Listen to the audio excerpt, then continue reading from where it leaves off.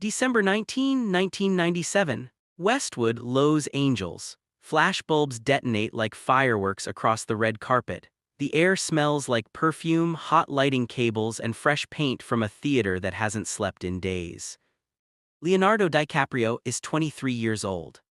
He steps out of a black sedan into something that no acting class prepares you for: hysteria. Not applause, not admiration, hysteria. Security guards brace against barricades bending under the weight of screaming fans. Someone shouts his name like a prayer, someone else is crying.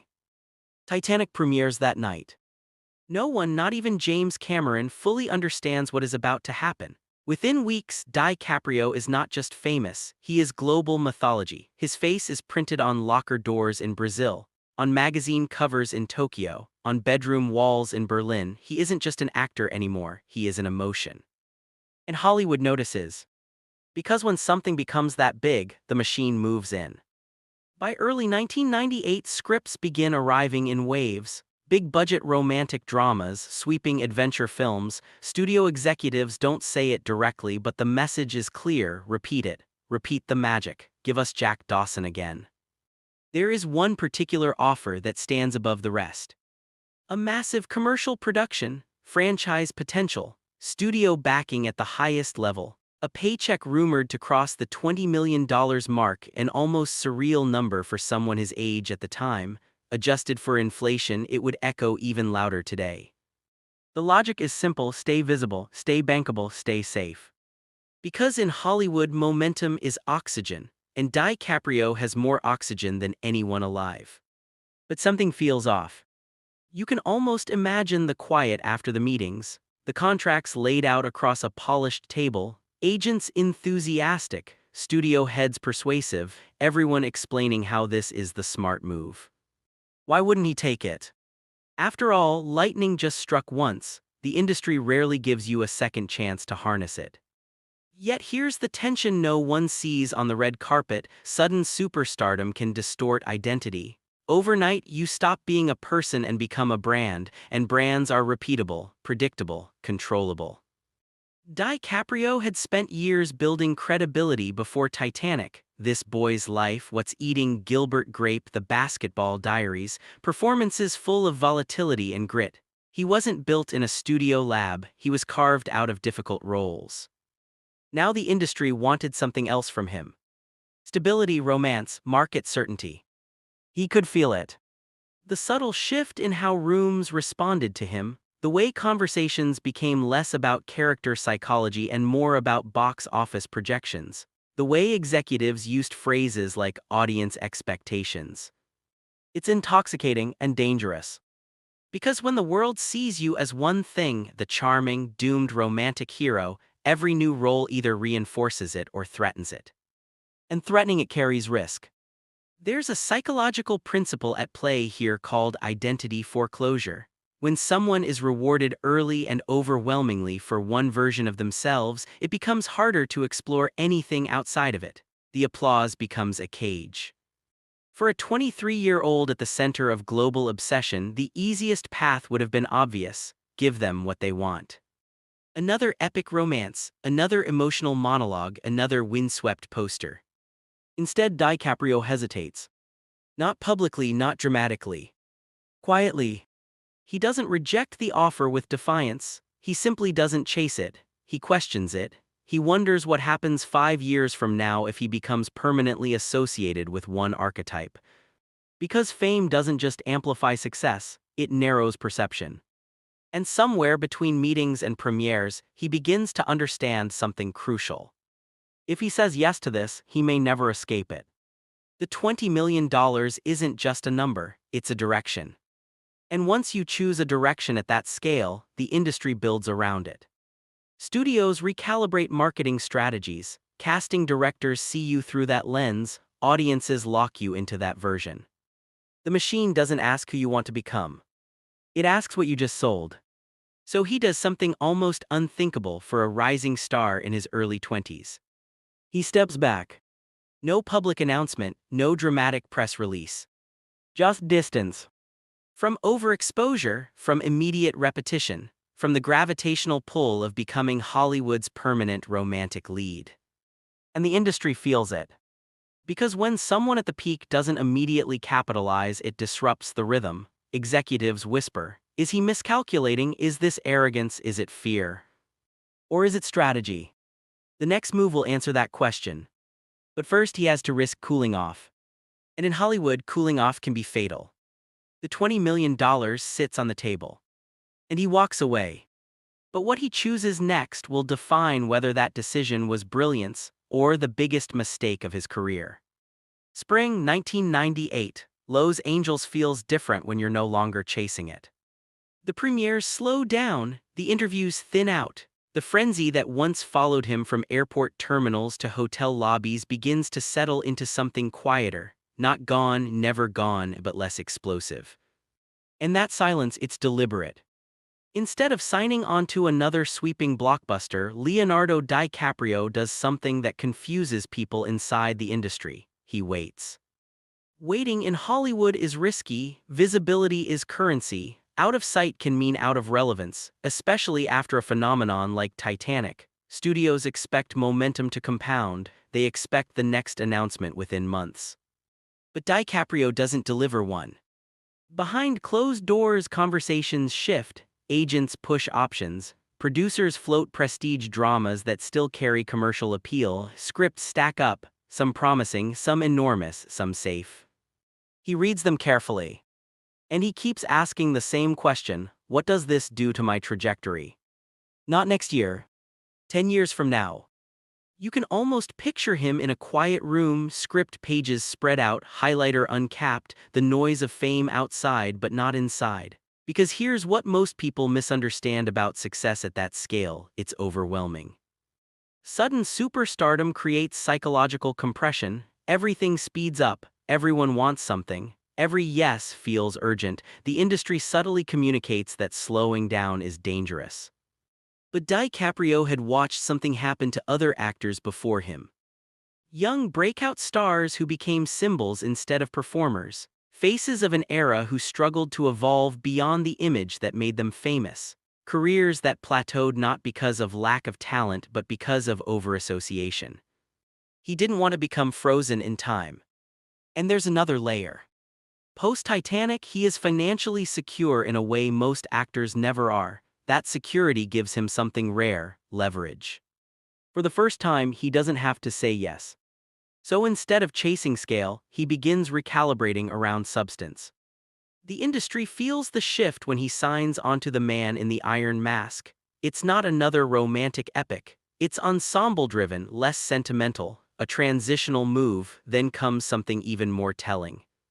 He accepts a role in Danny Boyle's The Beach. Not a guaranteed franchise, not a sentimental blockbuster. A psychological adventure about disillusionment and isolation. A story about paradise collapsing under its own idealism. The irony is almost poetic. An actor at the height of global adoration chooses a role about the fragility of illusion. The film's production is difficult, controversial even, expectations are enormous, and when it releases it doesn't become another Titanic. Critics are divided, box office respectable but not earth-shattering. And this is where things get interesting. Many young stars would panic. A non-explosive follow-up after the biggest film of all time, that's where careers wobble. But DiCaprio doesn't rush to correct it with something bigger and shinier. Instead, he retreats further from formula. Because by now, he's seeing the broader board. He understands something about Hollywood cycles. When you are always available, your value decreases. Scarcity creates demand. Selectivity builds mystique. Absence can recalibrate power. There's a psychological principle called delayed gratification, the ability to resist immediate reward for larger future gain. It's studied in children with marshmallows on tables, but in Hollywood the marshmallow can be $20 million. And he already said no. Now the industry is watching to see whether he flinches. He doesn't. He doesn't flood the market with projects. He doesn't chase romantic leads to maintain the heartthrob label. He begins quietly gravitating toward directors known for intensity rather than spectacle. And then comes the meeting that changes everything. Martin Scorsese. Not a safe choice for someone trying to preserve mass teenage appeal. Scorsese's films are psychologically dense, morally ambiguous, adult. This isn't about posters on bedroom walls anymore. It's about artistic alignment. When DiCaprio signs onto Gangs of New York, it signals something unmistakable. He is repositioning himself. The kid from Titanic is stepping into violence, corruption, political chaos. He's choosing grit over gloss. And that choice is strategic.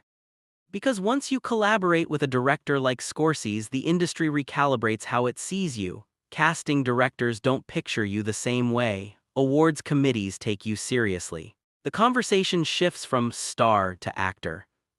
But here's the catch: Gangs of New York is not a guaranteed win either. The production is famously long and expensive. The expectations are high, the risk is real. He is stacking risk on top of risk. Why? Because momentum without intention becomes a trap. By the early 2000s, the shift is visible. The teen idol headlines fade. In their place, something else emerges, a performer deliberately chasing complexity. He's no longer asking, will this be huge? He's asking, will this deepen me? And that question changes everything. But reinvention isn't instant. It requires consistency. It requires enduring criticism. It requires surviving films that don't explode without panicking. And the true test of his strategy is still ahead. Because even after aligning with Scorsese, the Oscar still doesn't come. Years pass. Projects evolve. The industry watches. Was the $20 million no the beginning of transformation, or simply a detour? The answer unfolds in the next phase of his career. And it's far more calculated than anyone realized at the time. December 20, 2002, New York City. Snow gathers in gray piles along the curb outside the Ziegfeld Theater. Inside, the atmosphere is heavier than celebration, its anticipation mixed with scrutiny. Gangs of New York is about to premiere. Leonardo DiCaprio stands beside Martin Scorsese, no longer the wide-eyed romantic hero of 5 years earlier. His hair is shorter, his posture sharper. The camera flashes feel different now, less hysterical, more evaluative. This isn't about obsession anymore. It's about legitimacy. And legitimacy is harder to win than popularity.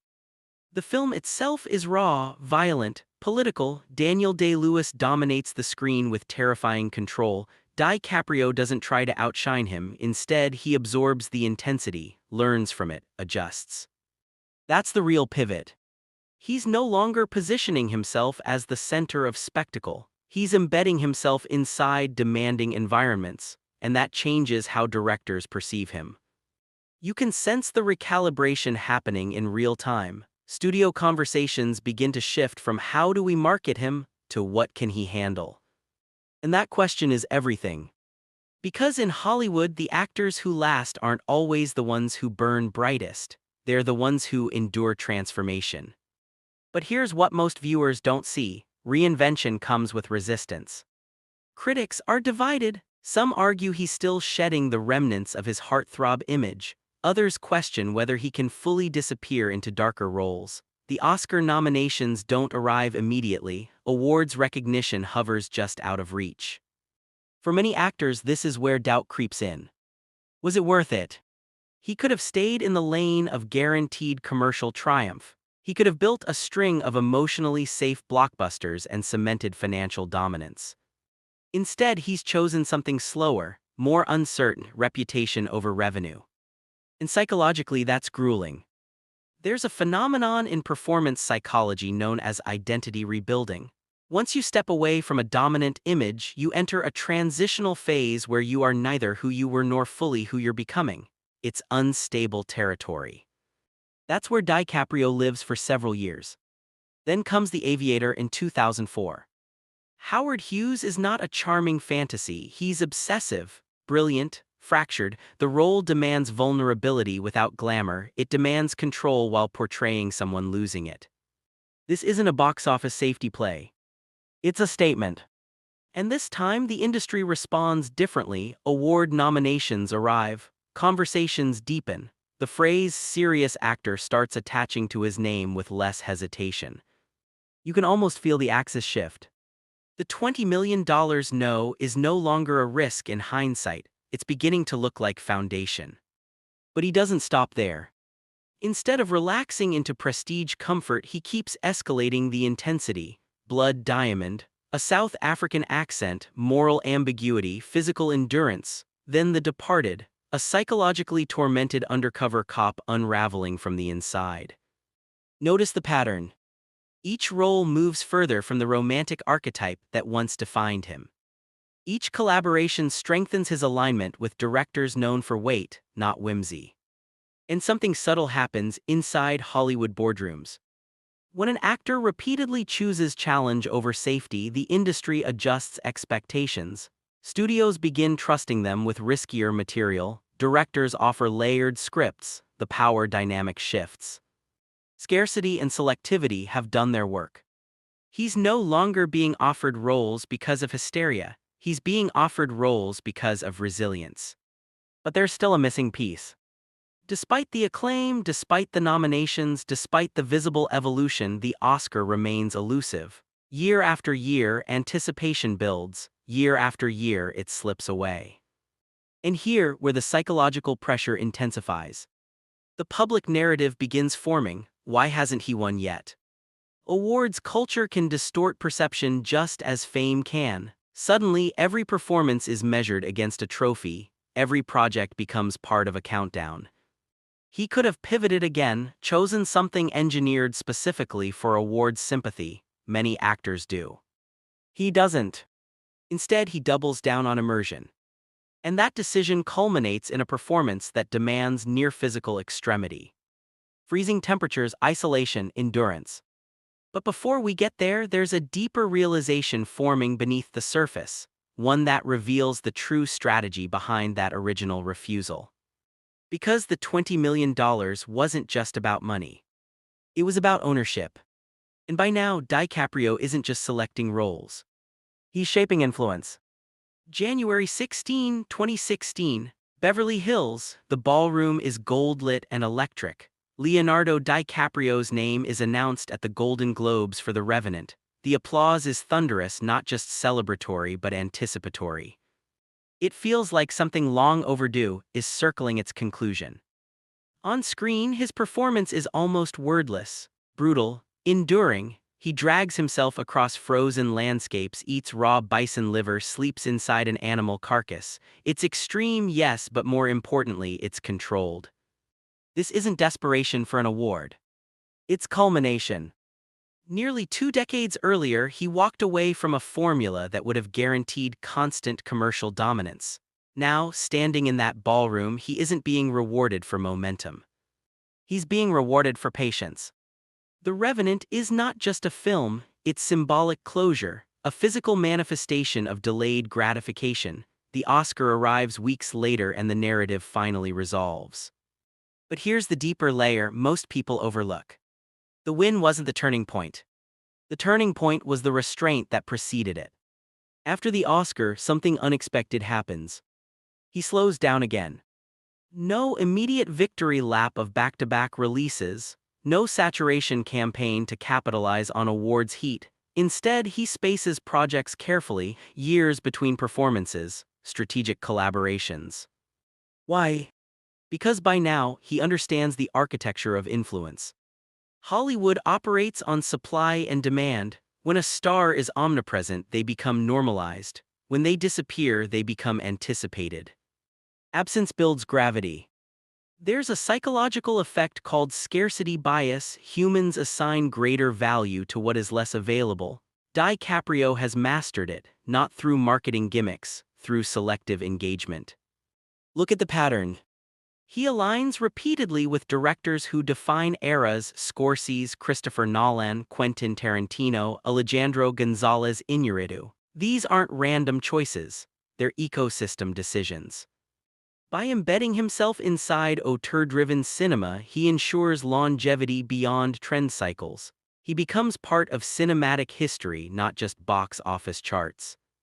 And here, where the $20 million no reveals its full significance.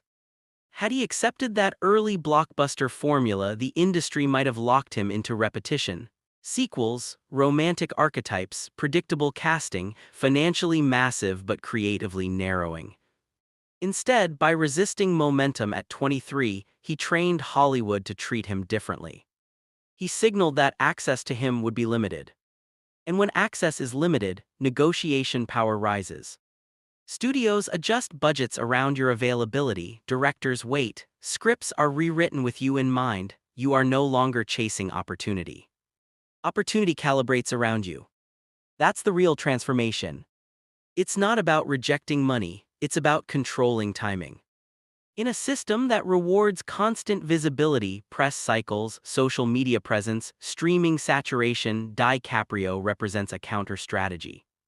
He is visible only when the work justifies it.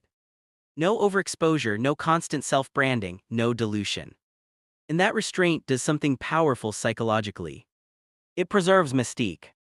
You don't feel like you know him, you feel like you encounter him. And audiences crave encounters.